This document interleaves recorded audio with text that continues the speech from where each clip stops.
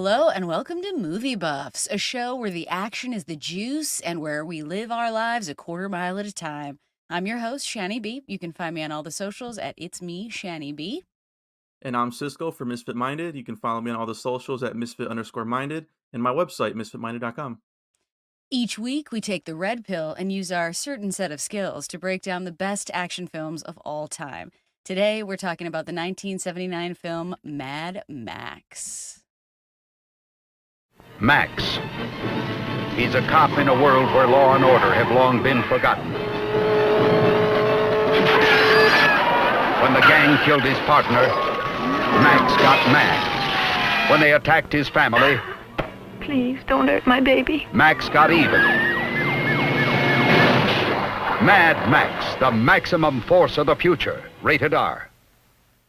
If you haven't seen it, it's about a dystopian, self-destructing world in the near future and a vengeful Australian policeman who sets out to stop a violent motorcycle gang. To get this bullet train started, let's take the listeners back to April 12th, 1979. This movie was made on a shoestring budget of $200K, which Shit. comes out to about $855K today, which is actually kind of baller. Yeah. And it's made a total of $99.7 million across its lifetime here, some 40 plus years later, which Yeah. brings us to our first segment, getting the band back together. I don't have friends. I got family. In this segment, we take a slow motion look at the filmmaking choices that went into the film and the ass kickers responsible. The movie was written and directed by George Miller, starring Mel Gibson, and it spawned a franchise after this, and a new one coming this year with Furiosa. So, curious, like, what's your history with this movie, Shani B? And just this franchise in general, I guess. I love this franchise. This is one where my stepdad was a huge Mel Gibson fan Mm. historically and loved I this think I movie. think he's like on the dad Mount Rushmore of He action truly guys. is. Like him, Clint, Yep, and then what, like Bruce, Bruce, Sylvester all the Stallone. guys. Yeah. Yes, yeah, Arnold. He even though he's not like your typical action guy like the dudes we cover, he does do action a lot. We covered him in Payback also. He's right there on the edge of it, and this is just such a unique character and such a unique franchise. I feel like I can imagine what it must have been like for people to see this in real time and just be like, "Whoa, this guy."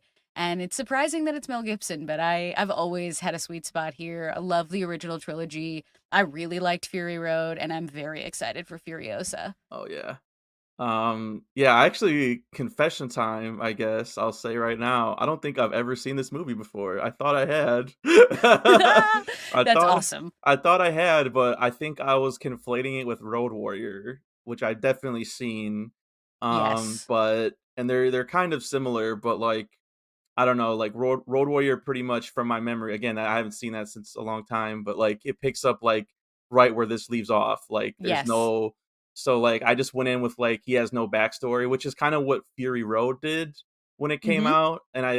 And in some ways I think that's like you don't need any backstory for Mad Max. He's kind of like just an archetype, of a cop or like a good force fighting evil type of thing. But that being said, I will say that for this being like his origin story, I thought it was pretty damn well done by all the people involved. Like George Miller, when I found out that this was his first movie, I was like, that is crazy. Like Mhm. this is like such a confidently made movie for like Coming out for so that to strong. for that to be your first movie. And he has like one of the most interesting filmographies, like going from like kids movies like Babe, Pig in the City, and Happy Feet, and then Dude, going so like good. right to like Mad Max, like, and then Mad Max. It's like my brain can't wrap my and they're both good. Like that's the thing. Like they're both Yes. equally good in their own genres. So like I don't know what it is about his sensibility or like filmmaking style that just makes his movies like so watchable and so good. It's true. I feel like this movie, he knows what he's trying to say and do, even if the, dialogue and everything is kind of like eclectic or something, because I do feel like that's part of what makes this so unique is he like imagines these people, and a lot of it kind of reminded me of A Clockwork Orange, like I that, a was similar kind of I had the mayhem. same note. I had the same note. Mm-hmm. Yep. But I feel like that is what's great about Max not really having a backstory, is it's sort of like Max could really be anyone, because he starts out as a good person with a kind of moral compass, but like any human being, if you take away the most important things in someone's life, they can turn into something. Hmm. And he still has that moral compass there. He's just like righting the wrongs. And I know he is described as vengeful, but he's sort of like the last line of defense before like anarchists fully take over. Yeah, it's interesting how, because again, it starts off with a few years from now, so like it's dystopian, but like they don't put like a specific year on it, which again I think is smart, because like how many movies like that we see where it's like in the year 2000, and it's like we're Yeah, we get there we're and way past 2000 and it doesn't look anything like that. So a few years from now, you can watch this at any time and it could still apply. Um, it's like not quite the end of the world, which I also really right. like. There's still police, there's still like courts and some sort of judicial process, hospitals. Like there are still things in this, which is really interesting to me too. It's believable, like, even though, like, everything is, like, gone to shit, like, where, the legal system is a joke, like, the guy gets off, like, because no one showed No one up. showed up. And, the lawyers No are being like, the contest. courts will hear about this. I'm like, "What courts?" There's, like it doesn't Yeah, seem what like is there's the any court? court. I Um, honestly, I want to see the court. Like that's something I would be curious about, because even though we don't get too many details, this world is so interesting. it is, and, like, there's police, but, like, they seem, like, pretty lax, and, like, they're their own kind of, like, gang in a way, and, like Yes. Mel Gibson as Mad Max even says, like, as he quits, like, that's one of the reasons why he's quitting. He's like, "I'm enjoying, like, beating up bad guys and doing this," like, very similar to Roadhouse, actually, which we, watched last week, like, where Yeah. he's like, it's only a matter of time before, like, I can't feel the difference between me and them, and I have to quit. These Yeah. kind of men are a staple in action movies, Yeah. because I think they're always trying to remind you that like the difference between a good guy and a bad guy is really slim. It's like a choice. It's like Yeah. a desire to be good. And like the only thing that makes them different is that they're wearing bronze badges, I like was just their gonna say, leather they're even dressed the situation. same. They're even dressed, like, very similar, to where it's like, okay, so I guess, like, Goose and Max, they have, like, shinier, like, bikes and cars, but, like, there really isn't, and like you said, bronze badges, but, like, the difference between them and the nomad biker gangs is that they're just, like, psychotic, like, fully Yeah. gonzo, batshit insane. Yeah, like truly, yeah, they really are.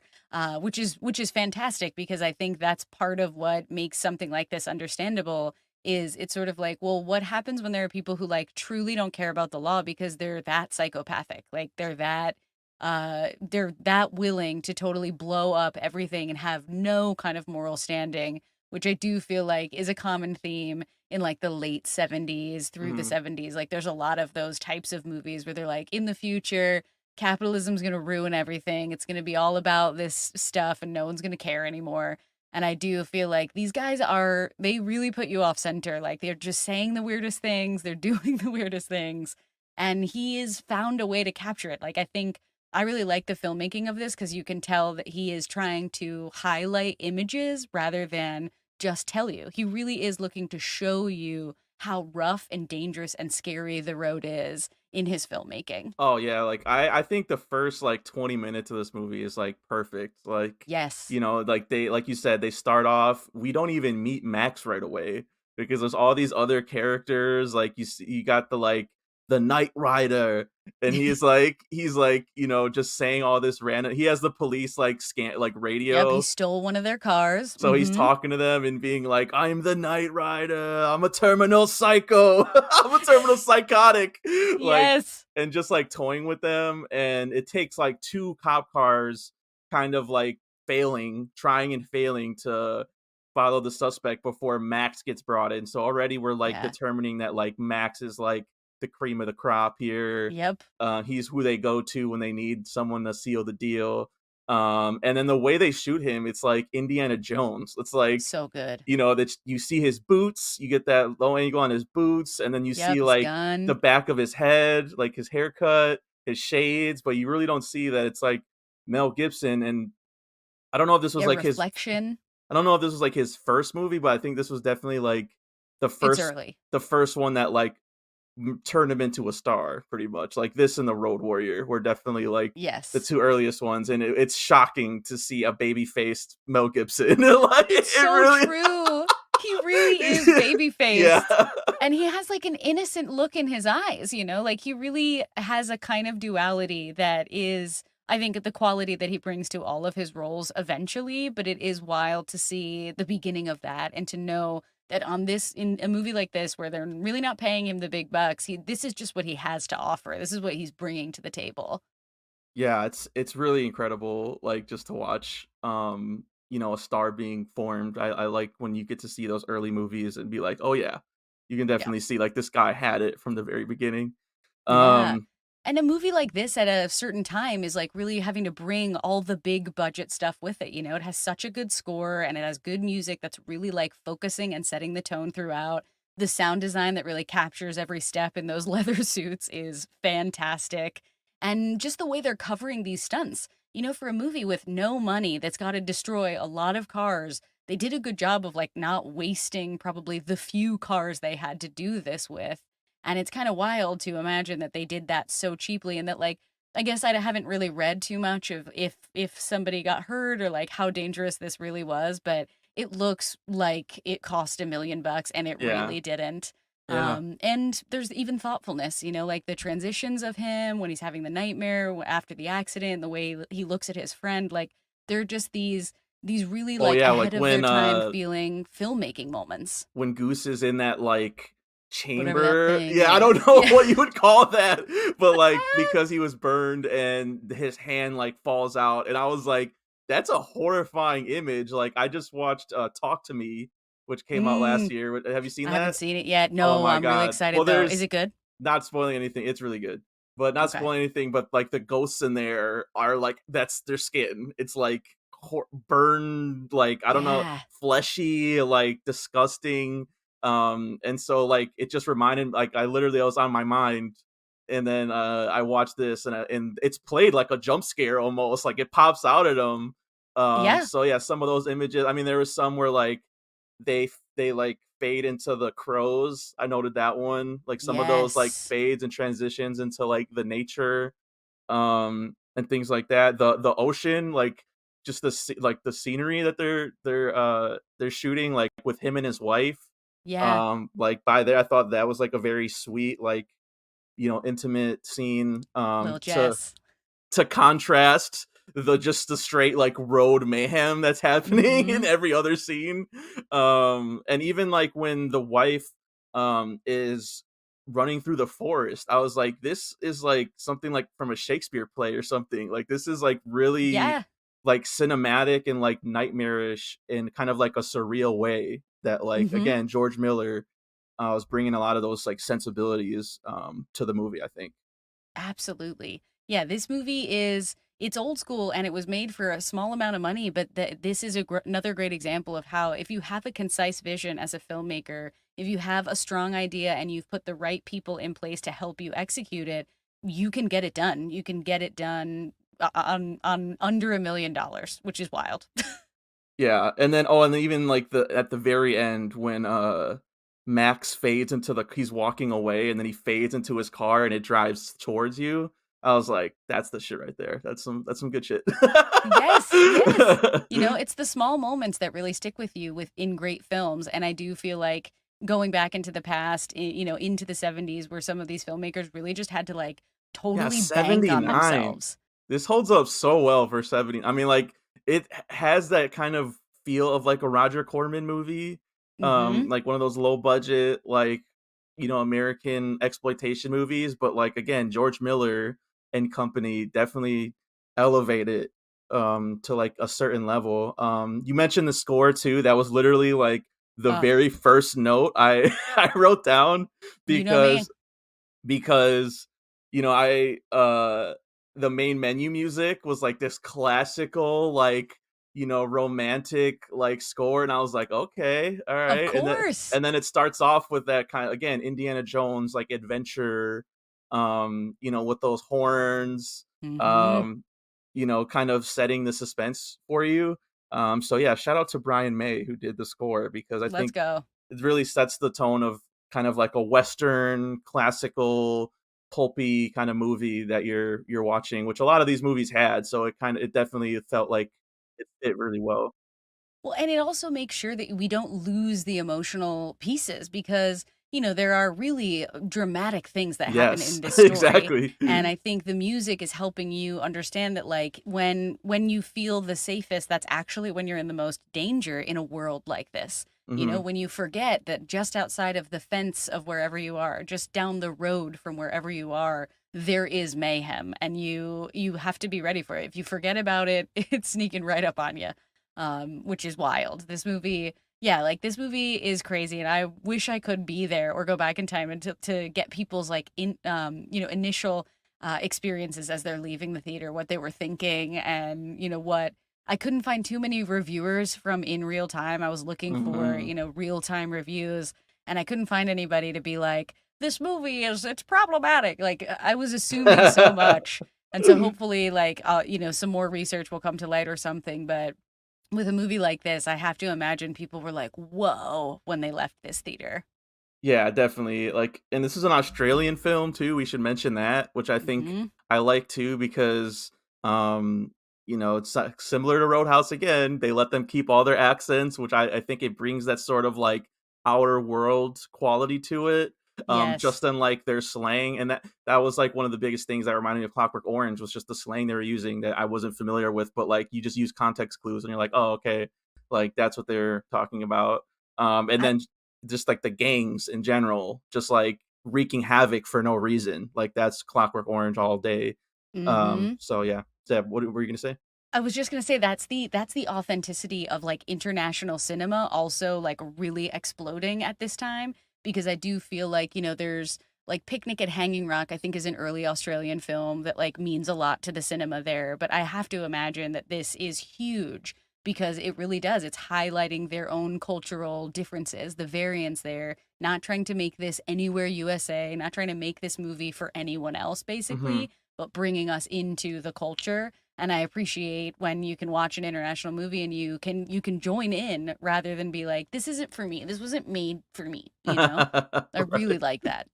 Yeah, and then last thing I just wanted to like again stress like the production design and the costume design. I just think it Oh, like really helps sell something that would be familiar to us in like a post world of like where we're at, but still like again otherworldly, kind of like, but there's similar themes that like we can apply to like our own, like their legal system's not great, like we have our own issues here, like it's mm-hmm. like all you're seeing like all these different levels of like society that are like not quite like all, like you said, not all the way broken down, but like close to it, and it's like, well, there's a lot of there's a lot of elements that we can Yes. read that too, that are struggling. I mean, even just like the economy in general, it's like people are struggling to survive.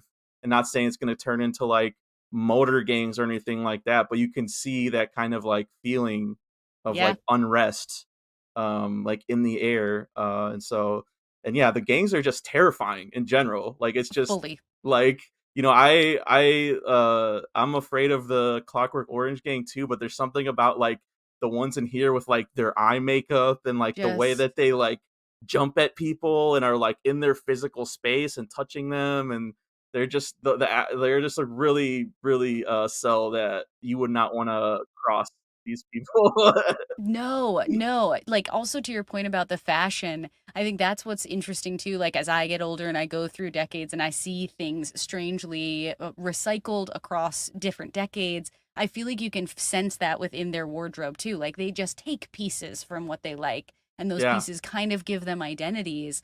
But you're absolutely right. Like they really hit on the idea of like mental illness being part of what makes these people so Yes, scary, which exactly. I don't love across the Yeah, board just as like a clinician myself, but I true. do appreciate how like mental illness is incredibly scary when you can't understand it. Like it truly is terrifying. And Yeah. there is something about how like they both know this and use it because like as the story goes on, they're like, you have to abide by the law. Like I'm mentally ill. You can't hold this against me. And it's like at a certain point, what do we do? What do we Yeah. do when But you someone is see this, smart like, enough how in to use shambles it? the police force is and Mm-hmm. the legal system is. I'm like, I just kinda put that together that, like, whatever mental resources that they have over there, They're not probably there. at the bottom of the priorities in this society. Yes. So, and they touch on that in some, like, Joker touches on that where he tries to get help with his Mm-hmm. social worker and can't get it and then turns whatever ballistic.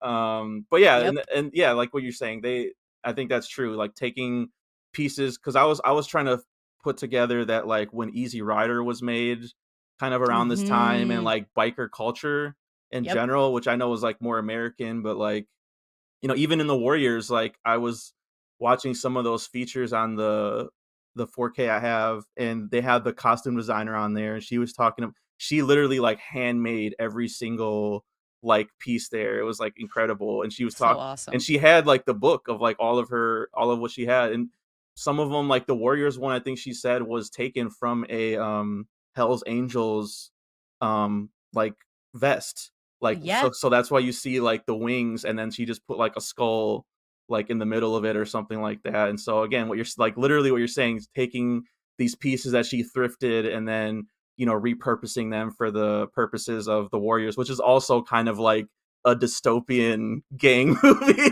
So, Yeah, yeah, like when there are more gang members than police officers. And I think yeah, like that is exactly what's happening here. And I have to imagine that was just like a socio-cultural situation at the time, yeah. because there was just so much unrest across, now what we're learning across the globe. Yeah, it's kinda yeah, it's crazy when you think of, like, all those movies in America. Clockwork Orange is a British film and a British book, and then this is an Australian story, and it's like, yeah, this is just, like, a global phenomenon, I guess, of people being like, "We're fucked as a society."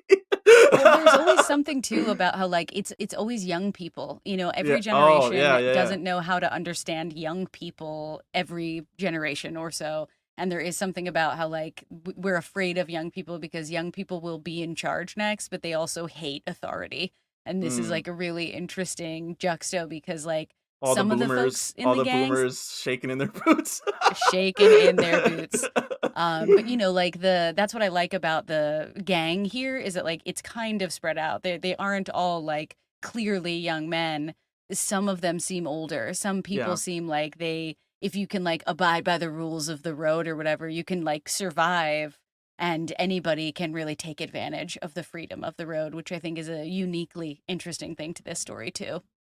Yeah, exactly. Alright, I think it's time for our next segment then. This one is called Choose Your Fighter. Welcome to the party, pal. Yes. This is where we take a look at all the bros and babes that flex their acting muscles and sometimes their real muscles for us movie buffs. As you mentioned, the film stars Mel Gibson, Joanne Samuels, Steve Bisley, and Hugh Keys Byrne, who is, of course, Toe Cutter. Yes. As we've already mentioned, the gang members of this story are fantastic. Yeah. So is Across Max. the board. the characters the characters are so strong. Yeah. Even the woman who plays his wife, she plays obviously a significant role in his like mental and emotional journey here. But like when they go out when they're sort of on the farm and that old lady is like, I'm also not gonna be fucked with and gonna try to protect them. Even people who are in it for a scene or two Yeah. are incredibly memorable. Yeah, I was just gonna when you were talking about the old versus young, the first thing I thought of was that old lady with the shotgun. Yes. Just taking charge. I fucking loved that. Like, put the babe down. And all you Just get in there. yeah, So he good. was great. But yeah, I agree. I mean, we kind of already touched on Mel Gibson as Max. Think he's really good in here. I liked his partner Goose. Yeah. Even though like as soon as he said his name was Goose, I'm like, oh, this dude's dead, isn't he? Like just thinking of Top Gun. Like it's like, what is it about action movies? Your name is Goose, and You're out. you're I mean, your goose is cooked, right? yeah, Like your the goose is phrase is, and literally this guy's goose gets cooked. Like he's he's blown truly up. burned alive. Yeah. Like you mentioned, Jesse, like another movie I watched recently is Internal Affairs. Have you ever seen that? With No, I'm thinking of Infernal Affairs with Richard Gere, so no, I need to that's watch it. Internal. That's Okay, okay. Internal Affairs. Yeah, Richard Yes, Gere and Andy Garcia. that's a good Yeah. one. It's We good. need to earmark that. It's good, but like I was thinking like it's a pretty misogynistic movie. Like Yeah, very much so that like Richard Gere. It's wild. It's wild, so Richard Gere in like that part. so Yeah. like watching this movie and like a cop relationship juxtaposed to just having watched that, I'm like, oh, it's okay to have like a functioning relationship where you talk to each other, and he mentions that he admits that he's afraid to her and opens up, and I like Yeah. how he actively it's not that cop trope of like, you're out of here, I want your badge and your gun. It's like, no, he quits. He decides that things are getting too out of control. He lost his best friend and he is worried about his family and wants to spend time. So you get that little like nice vacation, montage in the middle of the movie, which like I appreciated that.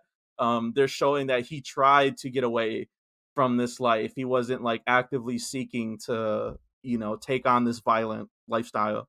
And in the small monologue, when he's talking about his relationship to his father, you can tell that that is about him wanting to be able to be close to her and to have Yeah. a relationship with his own son. Like he has a baby in this story, which is like, damn, you guys. Wild. Uh, yeah. Wild. Yeah. And he idolized his own father, and I think he's aware that like if he keeps this job up, if he behaves the way he's behaving, he may never get to have that with his son. It's just very disappointing that like that is a realization he has and he tries to go for it, but like the world doesn't always let us do what we want to do, which is like another interesting part of the story where it's sort of like you can be whoever you're going to be, but you're also kind of at the mercy of the context in which you're living. The world in which you live has a lot to say about who you're going to be as a person as well. Yeah, I like when I even like the sergeant where like again that's the trope of the sergeant chewing the guy out, but I like how he kind of like He's like, he, please, Max. he tries to convince him like with the whole like, come on, like the world needs heroes, Max, like that whole and there's like literally army music playing in the background like in the Yes, score, and he's smoking that his guy. cigar. He has like the handlebar Shirtless. mustache, bald. He looks like the dude who got decapitated in Indiana Jones. Again, speaking of Indiana Jones, Maybe he is. He maybe he probably is, is. yeah. Yeah. But yeah, but then once like Max he's is like, no, I'm not, I'm leaving. He's like, all right, we'll take a few weeks, and if you still want to, like, I'll be okay with it. So like again, it's kind of flipping a lot of these tropes that which was surprising to me because I definitely came into expecting to see a lot of those, and so for a movie from 1979, doing a lot of this stuff, I was like, it was kind of impressive, I'm not gonna lie. Yeah. Yeah. And, having to like sort of bribe him with the car, like they're looking for reasons to keep him on the force, which is very Yeah, interesting. that was Uh, hilarious. He's like, but we need also we need to awesome. get new toys to get him to do his job or whatever. And I like how they even like set that up, like V8, the last one, that crazy guy that's like super, like you said, Yeah. every character in this, it like feels realized. Like they all like were trying to give life to these characters. And then I like to like Max's response where he's like, you really expect me to believe that the world needs heroes bullshit line or whatever? Seriously, right? It's like he's actively kind of going against the Western, hero trope that they're trying to sell him. Yeah, he's trying to identify the difference between the free thinker and the anarchistic thinker. Because I feel like that's what the gangs are. They're like fully anarchists and they want to destroy everything and just like be able to do whatever they want all the time. And I think Max is trying to be like, no, I don't want to be uniform, but I also don't need to destroy things to have my own identity.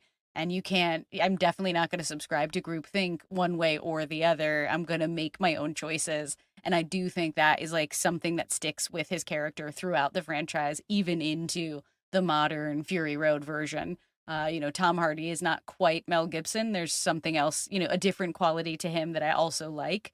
But that idea of like, I don't really do what people want me to do. I don't do what people expect me to do. I do what I feel like is right in the moment. Yeah, exactly. Um, and then lastly, like with the cast, I just like we kind of touched on this already too, but just Toe Cutter and the gang is just great. Like, really have to sell that like villainy, and they really do. Like, starting off from the Yes. beginning, um, with what's the guy's name? Oh, Knight Rider. He has like Hmm. some great lines I wrote down here. Like I already mentioned, like I'm a terminal psychotic. Uh, Yes. when and then he says, "This is a fuel injected suicide machine. I'm a rock and roller out of controller." Yep. Like very like comic book dialogue. But again, they sell it, and and then once he realizes like the jig is up, he like starts crying, and the woman in the car is like, "Are you okay?" Yeah. She's like, uh-oh. And then yeah, you got like the blonde one, Bubba, who's like the more like sophisticated, like straight laced, Yes. one. Cool Even thinker. yeah, who's like not he doesn't like show that his what psychotic nature or whatever like the other people do. Yep. Um yeah, there's just they all have like their own scenes. I mean, like when like as soon as they have that like montage of them on vacation, that like, all right, well, It's this going isn't down. this yeah, this isn't going to. And I know I saw Road Warrior, so I knew the backstory already. So I'm like, it's just a matter of time before they Yeah. they bite the dust. But yeah, it's so that whole scene, Toe Cutter in general, like, when he licks the ice cream, it was so upsetting. It was so fucking Yeah. disgusting. Yeah. Um and then they shoot that like mannequin on the beach, like that whole scene. There's just like these really random moments of like not even violence, but just like trying to terrify you. And like they're terrorists. They're like, Yes. urban terrorists. Yeah. They truly are. And I think that actor, I think he shows up in all of the films just as different characters. I feel Yeah. like I'm pretty sure he is the main guy that they're after. Like in Fury Road, he's the one that's like in charge of everybody with the crazy suit and the face mask. I think that that's even the same actor, because Yeah, like he's just I don't think it's all of them, but I think they just brought him back for Fury Road. You're right okay. My about bad, that. my bad. But Um, he's just so unique, the way his focus, how he can like hold people's gaze with his eyes. He's just so wild. yeah, you can kind of And recognize because half of his face is colored in Fury Road, but he still has that stare. Like he still has that mhm, psychotic stare, man. that he can just use to like, um, scare you pretty much. Like they really want to get under your skin and like, um, when he's forcing the guy to like kill Goose. And he's like, light a match. It's not enough to just kill somebody. Like you have to like milk it and like, make sure they Really know that, enjoy it. yeah, enjoy it. Which is just next level. And then just like the way that they, like you said, like they shoot the car crashes. Like there's so many in here. Like the stunts category we're getting in a second is going to be really hard. I feel like Yeah. to pick just one car accident, but like there's bikes, there's vehicles. Like I'm not a car guy necessarily, but I feel like if you are, you probably love this movie and can identify like a lot of these vehicles. It's like, Mhm. car porn at a certain point. For sure. But yeah, that's all I had for this segment. All right, that brings us to our next segment called The Need for Speed. Pain don't hurt. Sure Yes, this don't. is this is where we do what the Oscars don't and honor the amazing stuntmen and women for their death-defying work and pick out the punch that knocked us out the most. Which did you have, Sandy B, for your favorite stunts? Like I said, this one's very tough. It's so hard. It's so, so hard. I I do think that for me the craziest one is when the stunt of, just chasing those motorcycle guys off the bridge. I think like Okay. they're just flying in the air with their bikes Yeah. and everything. And like I guess like this movie in general is just a great example of how like stunt people straight up are willing to do things that could absolutely kill them and it looks amazing. Like anytime someone crashes on a motorcycle in this, it's like that guy could really die. He Yeah. doesn't. They all end up getting up a lot of the time, like when the kills happen, and we'll get there too. They're definitely using dummies at that point, which thankfully. But Right. the motorcycle stuff, I just feel like motorcycle stunts they were like the first thing people wanted to do with a computer because they're so incredibly dangerous. And there are so many in this movie. It's crazy how Mhm. many there are. Yeah, a lot of the stunts stuck with me. Like you said, that opening sequence is just wild, just ripping through things, smashing things. Showing how people use cars to basically kill each other, and I like Yeah, that using them as a as weapon. I was gonna say, like, yes. we've covered kung fu, we've covered gun fu, and I think we need to make a new category like car fu, like I engine fu. immediately I was thinking immediately of Death Proof, right? Like we did Yeah, Grindhouse, and Death Proof is absolutely influenced by the fact that like a car is a weapon, and I do think it's yeah. Mad Max, maybe also And Death Race in 2000, a but post-apocalyptic world where resources are scarce, you could see that cars and vehicles that only need gas, really to work would be like yeah. a valuable resource. I mean, in Fury Road, they put it to like water, but if it's like the same kind, it's just a lack of resources means you use what you have in a different way, or you know what I mean, to Mhm. survive. So I really like that. Yeah. Um, Yeah, what about you? so yeah, that was my number 3. That was my number Okay. 3. Max crashing the bikes off the bridge at the end because, like you said, they just go flying, and we saw that a couple times. But that's after his wife and son have been murdered, and you're like, all right, well, I need Max to kill these guys now, like because Yeah. that was really upsetting. And the way they shot that too, we didn't mention that, but like it reminded me of like Pet Cemetery, where it's just like Gage running in front of the truck, and you just see like the shoe and the The shoe ball, and and the it's ball. Oh, it's just so sad. God. Because you're sort of like, can't they just like, if you just like kill his wife or whatever, his son could just go be somewhere else, He could be right? like Like he can Max just be like, Jr., like yes, he can just be like, I got to get my son off the road, yeah. just like put him somewhere else. But they really take everything from him so that he has full permission to be mad. Yeah, my number 2, this one snuck in literally because I wrote it down just to be like, this could be a potential where the wife is driving away from the gang. This is after Mm-hmm. the ice cream bit, and the Yes. guy throws a chain on the truck and like swings around, but then like falls off. And I was like, that was pretty dope as a stunt. And then they Mm-hmm. pay it off later because they find his hand on the chain. Yeah, and then the cop is like, if nobody claims the hand, we'll just get rid of it. Like, it's so random. I It's think it's something else I also wrote down is they do drag somebody behind a motorcycle as well. Someone that's else gets true. That is dragged. true. I noticed that too. So Yeah. yeah, they are about that. They're about like chaining people to things and dragging them, which I think we do see some of that happening in Fury Road also. Like that's like a staple is that like again, these cars are weapons, not only like if they're running into things or being able to sort of run people off the road, but they'll also drag you right behind them. Yep, exactly. And then yeah, I just thought that was hilarious. And then like you said, like just even the people that work at the police, like to get bodies, like they don't even fucking care. They're just like, well, I guess no one's property now. And then it was funny because when they try to make a deal later, and he's like, I'll swap you for it, the kid for the hand, and you're like, well, she doesn't have the hand, like Right. She didn't they, realize it was a kind of bargaining chip. I yeah. know I didn't. I didn't either, but yeah, just for the pure like, I did not see that being such a consequential stunt, I guess. And then number 1, it's right at the beginning. Like I said, the beginning is really good. Mm, Starts off with a lot of car chases and car accidents, and the biggest one I wrote down was when they crashed through the RV. And wild. yeah, it was crazy. Like you'd seen already like a bunch of spin outs. You got like the 2 like dopey cops at the beginning that are always fighting for like who's gonna drive, like I Yeah. like dynamic. And then they eventually like burn out after crashing and still going, which was wild too. That's right, and then Um that guy gets the the knife voice in his box. neck. Yeah, Yeah, and so yeah. he's gotta do yep. So they pay that off too.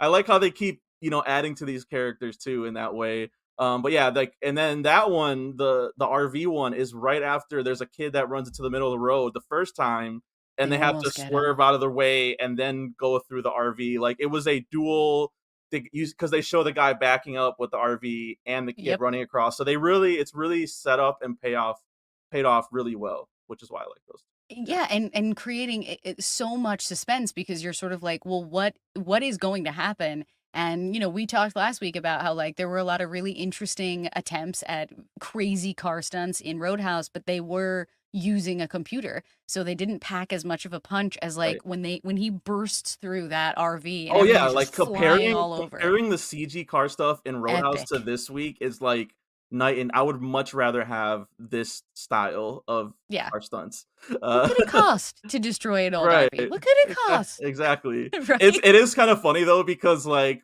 if you notice, like I noticed this too, like the RV was like literally empty, like it was just made out of like wood pieces or whatever it looked like. They That just did works. it. It's like that was in the budget. Like don't put anything in the RV. Like just make it look like it's on the outside. We don't need Exactly. We're just gonna fly through it. Yeah. Yeah, whoever drove through that, way to go. The stunt Crazy. people on this film are gnarly. Yeah. Well, that brings us to our next segment called Death Proof. If he dies, he dies. There we go. This is where we talk about the movie's body count and see who bit the dust the hardest. All right, what are your kills? Which is the one that sticks with you? All right, so I got my top 3 here. Number 3, we got Bubba getting shot off his bike by Max.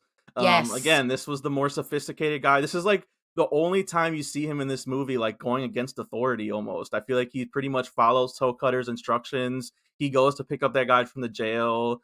He doesn't really have like a lot of outbursts or anything like that. But then at the very end, he's like, I got this. Like tries to have his like macho moment. And then Yep. Max just shotgun blasts him off the bike. I thought that was awesome. Yep. Number 2, Goose getting cooked. I mean, that was just, like you said, really upsetting. And then they kind of pay that off later with Max kind of doing the same thing to that guy.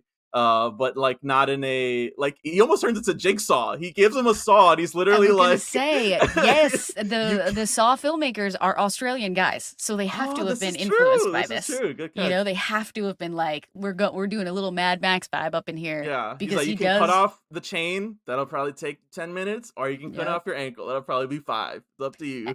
And he set up a perfect little game for them because he Yeah. adjusts the light. He knows exactly how to fill up the gas. Like, it's true. He is a kind of technician.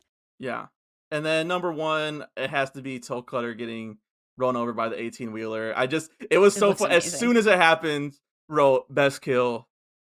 No Yep. contest. I was like, Yep. I was waiting for the one to really, blow, like seal the deal for that. And then when that happened, I mean, it was literally eye-popping stunt where like his What a eyes, nice touch. close up of his Mhm. eyes, like bulging out of his head. So that had to be my number 1. What about you? That was my number 1 for sure. I feel like there were a lot of interesting kinds of kills here, like the significance of the quasi kill that happens with his friend Goose, the major significance of what happens with his wife and son, and then, just like the real fulfilling and rewarding end of Toe Cutter, just like basically knowing he's gonna die, because I feel like that's what I like about having that insert shot of his eyes popping out. Is it supposed to be like, this guy doesn't just get to die, he knows he's going to die. Yeah. Just like the dude that he gets back who at first is like, what, you're gonna take me in? Like, oh no. Like, there's something about how when it's time for Max to serve justice, he's like making sure that people know that they're about to die. And that's when he gets the Mad Max moniker, right? He's like, you're mad. That's right. Max is mad. Yeah. Yeah, that's definitely that Toe Cutter death is really good. I feel like the ending death of the big bad is not always powerful, but I really appreciate it here. All right, that takes us to our next segment, exit wounds. Come on, don't bullshit me. This is where we talk about the film's imperfections, decide whether they're fatal hits or just minor flesh wounds. Shanny B, what did you have for this? Well, I don't really have any. I Yeah. feel like this movie, honestly, like maybe a little clearer dialogue is the best I can ask for. Like maybe 1 or 2 more direct lines, a little bit more time between Max and his wife, a little bit more time between Max and his partners. maybe some more stuff where like Toe Cutter and the gang are giving us a little more. But like we've said, everyone is really clearly defined in the small amount they have. So you don't, it would really just be to enjoy, not necessarily demand it or something. Like they found a way to give you everything that you really need to know for all of it to make sense to you.